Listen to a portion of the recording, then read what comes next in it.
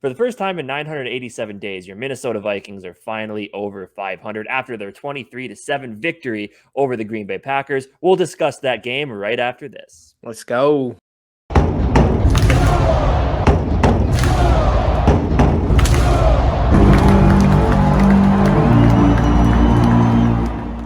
Kevin O'Connell's first official game as an NFL head coach couldn't have gone much better. You get division rival Fox's game of the week against the Green Bay Packers. Yes. And this team came out and looked exactly like I was hoping they would. The offense was constantly aggressive. The team was driving well. Kevin O'Connell was out showing a lot of emotion on the sidelines, which was great to see. You didn't see much emotion from Zimmer unless it was angry emotion. Just getting to see that positive energy coming from Kevin O'Connell was great. The defense, they had a few moments where, they did bend a little bit, but overall they held strong in most instances. I think, you were going to mention in a little bit here, a couple times when they may have slipped, but overall I thought the defense looked really good. They were firing. The pass rush was good. Cornerback play was iffy, but at the end of the day, they still did solid. Greg Joseph nailed a 56-yard field goal. I think that was. Oh, yeah, Greg Joseph. This is exactly what we wanted to see out of this team. So I came away from this game. Yes, Packers fans, we know you didn't have Bakhtiari, you didn't have Jenkins, and you didn't have Lazard. And we also know that you lost to the Saints bad last year and still won the division. That's fine. We don't care. We're looking at Viking stuff here. I think they played really, really well. What are your thoughts? Dude, I mean, just Kevin O'Connell, man. Kevin O'Connell. The switch from Kevin O'Connell to Zimmer, during the preseason and stuff, we didn't get to see a lot of what his offense would look like for sure, especially not with the starters. But I loved it. Coming right out the gate, we go down and score a touchdown to Justin Jefferson, who is outside of like KOC, is easily the star of this game. No questions asked. Had the most receiving yards. We're going to dive into him a little bit more, but the most receiving yards he's ever had in a game, I think 184, just so close to 200. I mean, at this pace, he's definitely going over that 2,000 mark like he says and he wants to. So that's super exciting. But yeah, I mean, back to the coach thing that matters to me the most, that kind of sticks out to me is, we come out, one of the biggest things last year, that was one problem with Zimmer, is we'd start out even like kind of hot. There's a lot of games where we came out and scored right away. And then we might even do really good and going to halftime up, just like we did today, especially against teams like Packers and Aaron Rodgers. And then all of a sudden we kind of let them have a little momentum. Luckily this game, we kind of started out, we had a 17-0 or 20-0? 17-0, yeah. So 17-0. And then the thing that makes me mad too is just the announcers. They like create that momentum. The announcers for the Packers, it's like they automatically create momentum for the Packers. Like, so like as Viking fans, you're just like, oh shit, like the momentum's changing. And I feel like a lot of it's because of the fucking announcers. But anyways, so what was impressive to me was so for the most part, our pass defense did pretty solid. A lot of that had to do from our rush defense, I think. And then, we actually held the runs pretty strong early in the game, in which, anyone who's watched this last week, my biggest concern for us going into this game was the rush defense. And going into the third quarter, like halfway through the third quarter, the momentum was kind of changing to the Packers' favor because they came down with AJ Dillon and Aaron Jones and rushed right down our throats, and all the little short little passes, rush and the little dump offs right down our throats. And they scored a touchdown. And then it was our ball. We punted it, and then they got the ball back. So now it seemed all the momentum was with the Packers. The announcers were on their dick like usual. In the next drive, they start off with a 9-yard pass, a 5-yard run, and then we had a 9-yard sack by Danielle Hunter on Aaron Rodgers. And then the next play was when Aaron Rodgers threw a 23-yard pass to Doubs. And then, I don't know, you just get kind of worried that the momentum's going to change.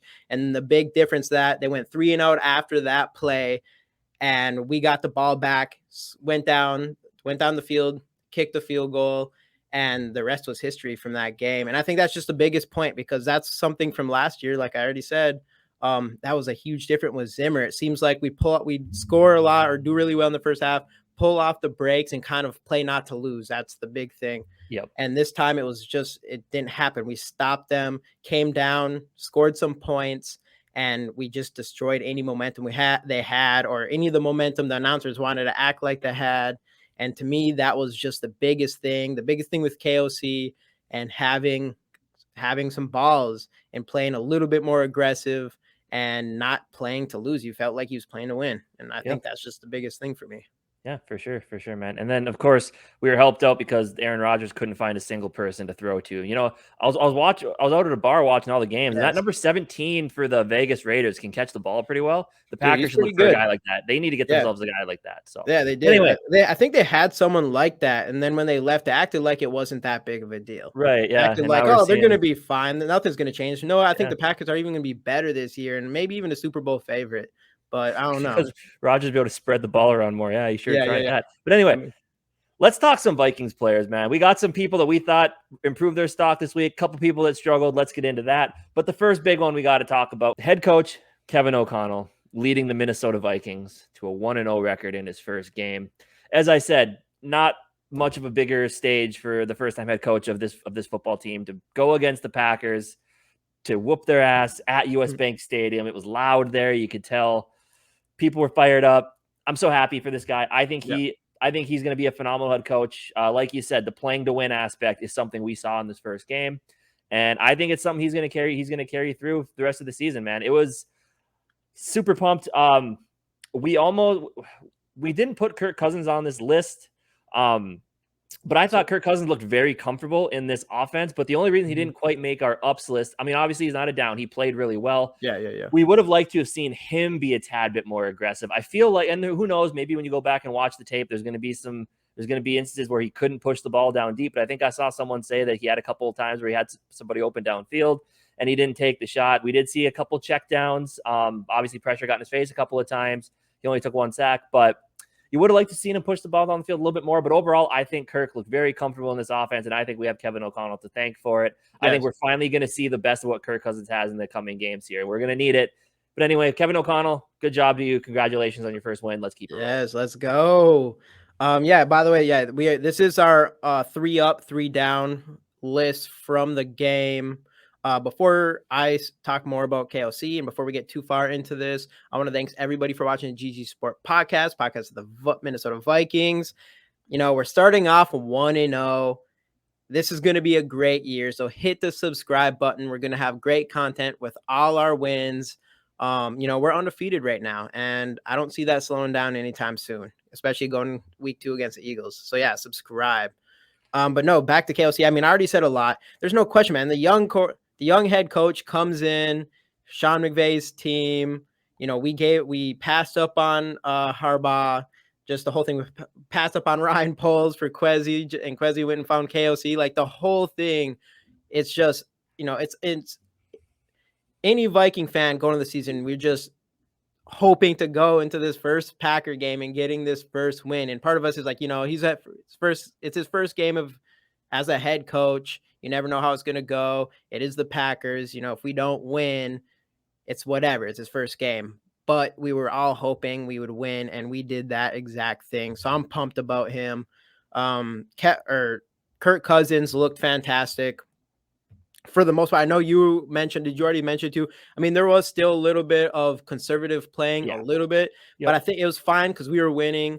And then all his big throws, it was just Justin Jefferson. I mean, he definitely believes in Justin Jefferson, and there's no reason not to. Obviously, we're going to dive into more of that pretty soon here. But yeah, man, I mean, Kirk Cousins is, I think, going to look fantastic in KOC's offense. Kevin O'Connell, moving on up. Let's keep it rolling. Irv Smith. This was a hard one for me. I picked Irv Smith in fantasy. I put him on all my DraftKings. He was cheap. I thought for sure he'd come in here and at least have a pretty decent game. I don't think it wasn't totally his fault. I don't think, as far as, I think just the game plan was obviously get the ball in Justin Jefferson's hand as much as possible, and as well as Delvin Cook's. But 2 targets, 0 catches, 0 yards, 1 drop. It's something that we were hoping to see a lot more of him, especially from all the hype we've gotten in the last year. And we actually saw a little bit more of Munt to him. I think Munt had 3 receptions for 17 yards. And I'm just hoping, I'm hoping moving forward, we just see a little bit more Irv and see what he can do. And I want to, that's one issue that I did have with this game. I don't get me wrong. Like, we beat the Packers, we kicked their ass. There should be no issues, but there's got to be something that you can hope is better. And I just didn't think we used our other weapons outside of Justin Jefferson and Delvin Cook enough. And we didn't have to, but still, I want to see like a play made up for Irv, and you can kind of see what he can do after the catch, what he's supposed to be known to do. Towards the end of the game, we kind of picked it up a little bit, and we had a couple passes to KJ Osborne, a couple more to big ones to Adam Thielen. And because you can just, once we got Adam Thielen in there a little bit more, you just kind of remember how special that guy is. And I would like to just continue using those guys, even though I want to see Justin Jefferson break all the records in the world. But what do you think about the Irv stuff?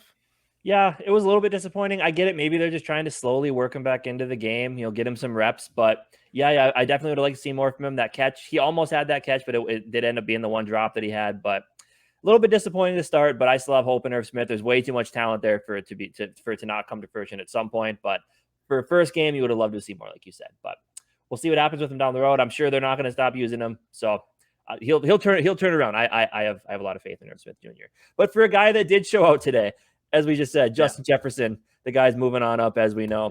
Just look at this stat line: 9 catches, 184 yards, and 2 touchdowns. What do you have? 111 yards at halftime or something like that? Yeah, something like that. Justin Jefferson just absolutely dominated this football game, as he should. I think it's a big reason why none of the other receivers really got that much attention, because he was just open all the time. Kirk had the one big bomb to him. It's just this is what you need to see from your star receiver. I think Aaron Rodgers even said after the game, that guy's the best player in the game right now, and he's not wrong. He said that. I didn't even see that.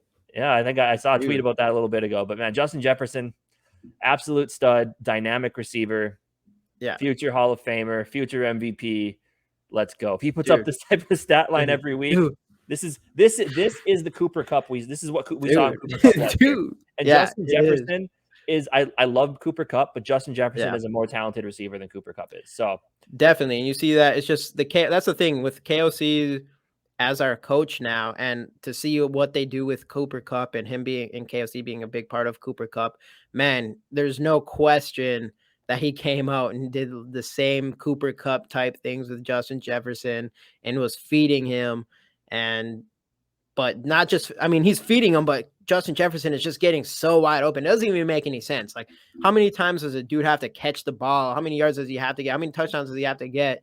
And for him to still get that wide open sometimes, it's just, he's that great of a wide receiver. And this season's going to be monstrous, and it's super exciting. We have, it could be the most exciting. He might be the most exciting. In my opinion, it's easy for me to say I'm a Viking fan, no bias. Might be the most exciting player to watch in the NFL this year, especially if he goes over that 2,000 yard mark, man. Yeah, it's crazy. It's just it's speechless, man. I'm surprised you forgot to bring this up when we're talking about pass catchers and kind of how you'd like to see more from some other people. CJ Ham had a nice catch as well. So CJ Ham out there still doing work. Yeah, Kirk Cousins loves to get bailed out by CJ Ham, and that's why we got to keep CJ Ham, man. Exactly. I was telling everybody there's a reason why he's our captain. There's a reason why he's on this squad. He's a big part of this team, and Kirk Cousins actually likes to use them. So sure. But anyway, Justin Jefferson working his way up, easily being the best receiver in the NFL. Now, if the Packers, this game could have been a little bit different if the Packers had some receivers. We had a couple issues here. We'll start it with this guy. Overall, I think our secondary did a solid job. I think a lot of that I already said does come from the pass rush. Before I go into the Patrick Peterson thing too much, let me dive into some of the secondary things, because did you have Aaron Rodgers stats up anywhere? I don't think you do. So Aaron Rodgers ended up going 22 to 34, 195 yards, 0 touchdowns, and an interception. Their highest receiver was AJ Dillon. Actually, we're going to get into that pretty soon here too, but for 46 yards. And if you do that against Aaron Rodgers at all, obviously your cornerbacks are doing something special, especially even if your pass rush is going insane. But if there was one kind of flaw that we did see in the very first play by the Green Bay Packers, Patrick Peterson got burnt by Christian Watson, who luckily for us ended up pulling his best Troy Williamson impression. Yeah, that could have been bad. That could have been rough. If that was Alan Lazard in there, that'd have been a touchdown. Dude, anybody. I could have been in there and I could have caught that. I mean, I might not have gotten past Patrick Peterson. I don't know, but I Yeah. would have caught that. I mean, anyone would have caught that. Was bad. Obviously, you're in the NFL. There's all this pressure as a rookie, but still, we heard about his drops in the offseason, and Aaron Rodgers talked about it. Everybody was kind of talking about it. In the very first play of his career, he has what could have been a massive touchdown and huge momentum changing for us to go down there and score the way we did, just for them to come back on the first Mhm. plays and have Watson do that. And just for it to slip right through his hands, thank God, which, really set the rest of the game up for us to kind of stay ahead. And we didn't allow a single point up until the second half. So I don't know. So that was a big oops by Patrick Peterson. Luckily, he was bailed out by Christian Watson. But other than that, there's a couple other plays where he kind of let a receiver go by. There's the one play with Dobbs at the end I mentioned earlier. After Danielle Hunter's sack. Was it? Wait, I think it was that play. I don't know if it was that play. It was one of those plays. We went to They went to Dobbs twice in the same drive, and Patrick Peterson. It looked like he was covering him, but then he was like going towards the run instead, and got all mixed up. And Dobbs was wide open and for an easy catch and run. And he actually Um, caught it. yeah, he actually caught it this time. Someone caught it. Dobbs. See, that was another thing. We didn't see a lot of Dobbs in the beginning, and there's been all this hype around him too. But I Right. think our cornerbacks were doing good for the most part, I believe. But that's just the thing. The big Watson thing, that could have been a game changer. He was bailed out there, and that's the reason why he's on our down list. But like we've said before, this is a huge win against the Packers, division rivals, and we can't be too upset with really anybody in this game Right. because we got to Yeah. be happy with the win. But Yeah. I mean, and the defensive backs weren't all bad. Harrison Smith had the nice interception. Harrison Smith, yeah, this game reminded me of prime. I mean, he's still yeah, obviously he's not out of his prime yet, but this reminded me of like full on prime Harrison Smith. Some of the hits that he laid down on Aaron Rodgers, as well as some of the other players as well. Some of just the things he was doing out there, flying around the field. He looked like he's back in his mid-20s. So I loved what I saw from Harrison Smith in this dude, game. I thought he's he looked really, Aaron really good. Rodgers' favorite receiver. I'm pretty sure he does. I'm pretty sure. I think I don't know this for sure. Does he have the last interception against him before the season or something like that? He might. Not the last, but I think he has the most interceptions against him He might. in Aaron Rodgers' Yeah. career. Because Aaron I Rodgers, I believe. guess they said he's since 2019, he hasn't thrown an interception in the division. So Yeah. got Yeah, rid of I that think one. there was in the last we're two. I saw a stat on the TV where we're 2-2 in the last 4 games. We're now 3-2 in the last 5 games, but Yeah. in those games he was 12 touchdowns, 0 interceptions. Well, now he's 12 touchdowns, 1 interceptions, Yeah. and another So, loss. So I don't want to hear anything more about him saying no one's beating him in yeah. a division because now in the Right. last 2 years we are up. Son. Yeah. For sure. And Anyway, also, speaking of corners, we could probably talk about this when we get to run defense too. But I'm going to mention Cam Dantzler had an up and down game as well. He had an opportunity to bring down, I believe it was AJ Dillon to put him in a 3rd and 4, 3rd and 5 situation. AJ Dillon got a few more yards after that, ended up putting him in a 3rd and 1 situation. They picked up the first down. So cornerback play could be better, but I think throughout the season that will improve as we go on here. I mean, AJ in Cam Dantzler's defense, though, man, AJ Dillon is like 3 times his size. That dude's a brick wall. Yeah. Let's talk about that pass rush, huh? Meet at the quarterback part 2 is moving up. So Danielle Hunter, Zadarius Smith, each had a sack. We had 4 sacks in total. Hicks, and I don't know why I got cut off there, but DJ Wanham was the other guy with the sack in this game as well. The pass rush looked like we thought the pass rush was going to look. We were getting to Aaron Rodgers all day. We don't have the pressure numbers, but there was that one play where like 4 people converged on him. He was laying on the ground for a little bit after. It looked like it was almost like friendly fire. His own lineman went helmet to helmet with him. His lineman actually got checked for a concussion after that play. But just seeing a healthy Zadarius Smith and a healthy Danielle Hunter and what they were able to do today, this is what we're going to see all season long if these two can stay healthy. Obviously, yes, Packers fans, again, if you're watching this, A, thanks for the watch hours. But B, we know you guys didn't have your 2 tackles, but your backup tackles were dominated.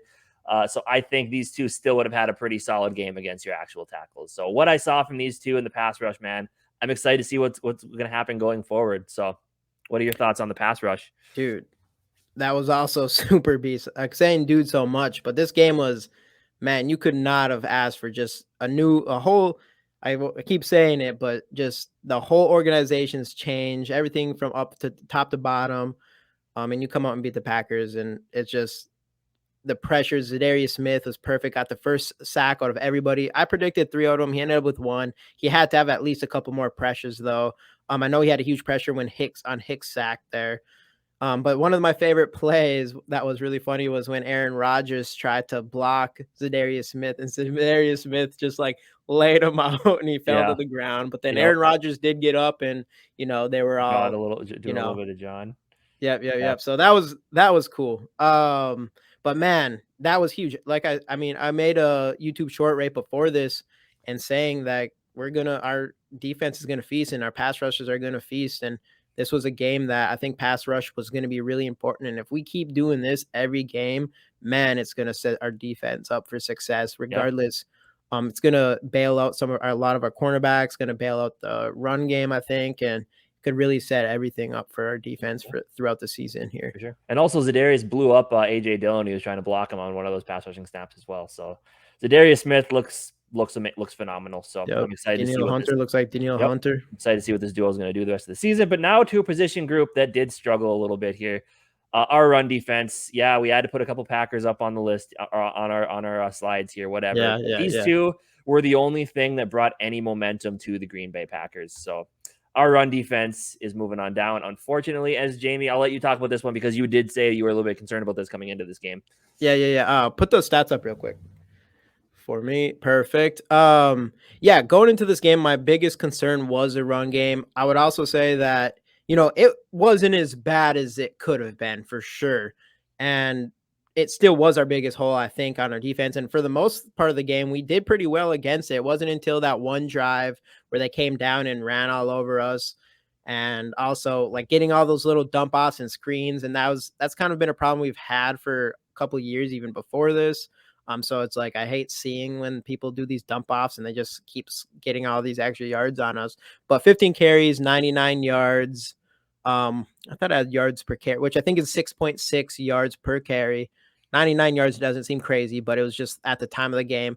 8 receptions, 63 yards. Just the running backs did a fantastic job. And I think that's the one thing we're worried with this defense, especially our defensive tackles. We have we don't know who our third defensive tackle starter is for like their full season. I know I did see a couple nice things from Blacklock actually. Yeah. But and Bullard. So like I mean, we might be all right there, but it was just, we knew they were running the ball. We knew they were throwing it out, and we let them down the field, but we stopped them in their tracks and we finished the game off strong. And so, I mean, at the end of the day, like that's all we hope for. And I mean, if that one thing that I was least impressive with was us allowing 99 yards from the running backs, then I think we did all right. Yeah, for sure. So overall, this game, it left me with a lot to be hopeful for. We go into next week playing a tough Philadelphia team, but Detroit took them to the limit this week. So I think there's a win out there. We can go do that. But talking more about this game, Kirk Cousins' final stat line was 23 of 32, 277 yards, 2 touchdowns. That's 8.7 yards per attempt. I thought Kirk, like I said before, I thought Kirk looked really good. I think this is the Kirk Cousins we are going to see. A few little things, and down the road, I'm sure, in the game plan, in a game where you're not winning right away by a large margin like we were, the game plan is probably going to change with the flow. So I think he will be aggressive a little more down the road. But this game, I think, was a good start. Like I said, the big thing you want to see with him is just his comfort in the offense. Obviously, him and Justin Jefferson, you're already seeing that rapport there. Something we didn't get to talk about because there wasn't a ton to talk about until the end of the game was our running game. Delvin Cook ended with 20 carries for 90 yards. At the end of the game, he did start piling them up.